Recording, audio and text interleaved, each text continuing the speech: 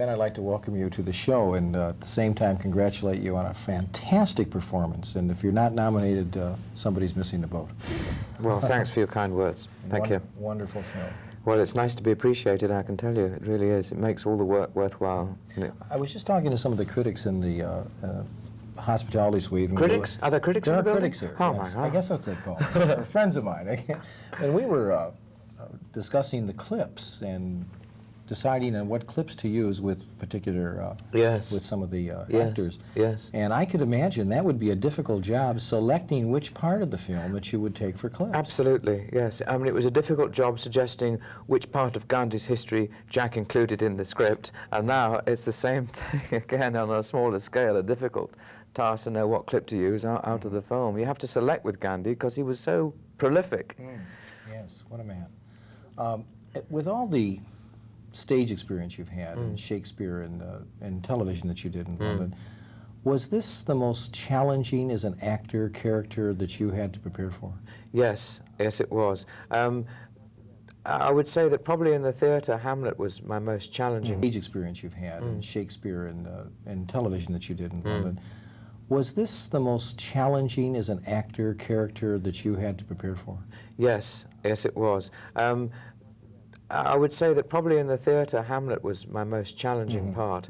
But what you have to add to a part like Hamlet or Gandhi, and I put them on a par, is the scale. And the scale of Gandhi pushes it into another challenge altogether.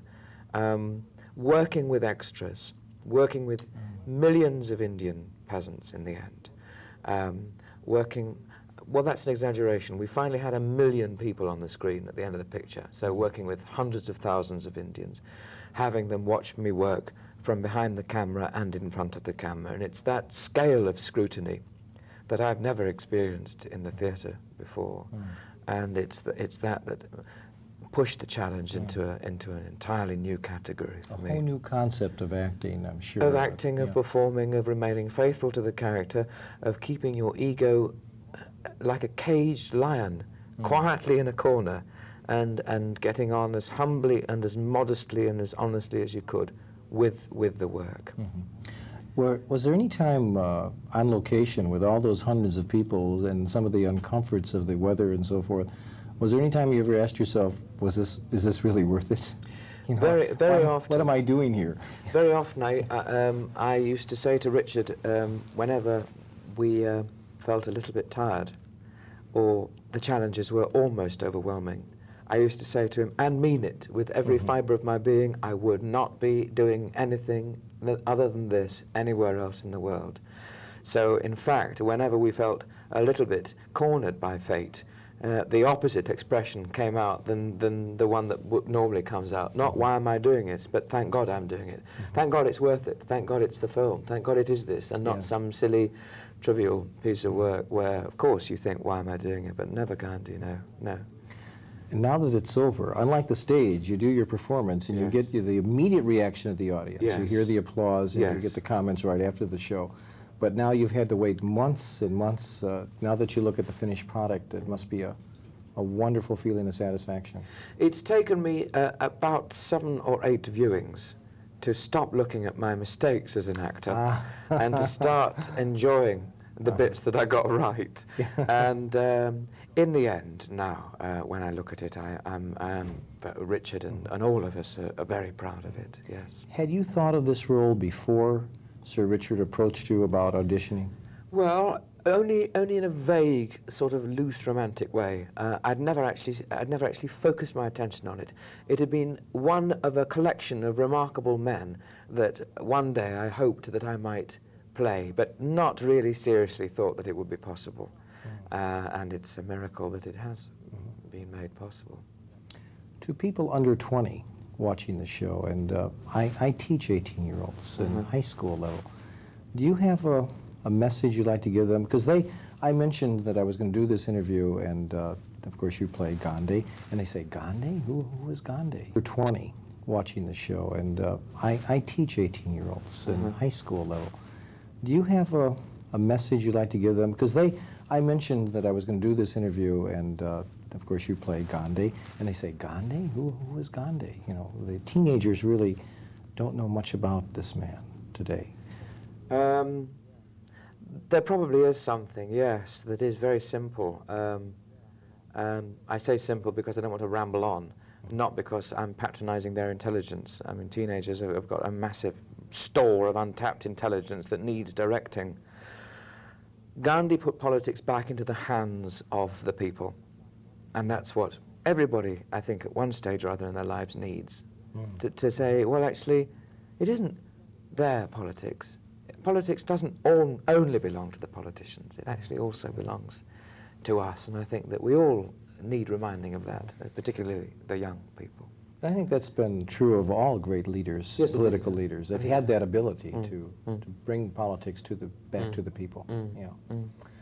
Your wife is a director, I understand. She is, yes, yes. And a mother now. Yeah, 6-month-old son, and he's called Edmund. We named him Edmund after Edmund Kean, a great Shakespearean actor of last century, and Alison, my wife, directed me in a play called Edmund Kean shortly before our son was born. It's the first time that we've ever worked together to create anything, never mind a child, and it's been an extraordinary year for us. We've made a play and a child, and two Edmunds. And you'll be doing something else coming up too. We're actually doing Edmund Kean in London again. Oh, wonderful. And that's very exciting for us, yes, yes. Could you just quickly comment, because we're almost out of time, I noticed your ring. Yes. That's beautiful. It's a ring that's formed by two hands clasped together. I've had it a long time. It was given to me 7 years ago by the director of Hamlet in 1975, and since then I've never taken it off.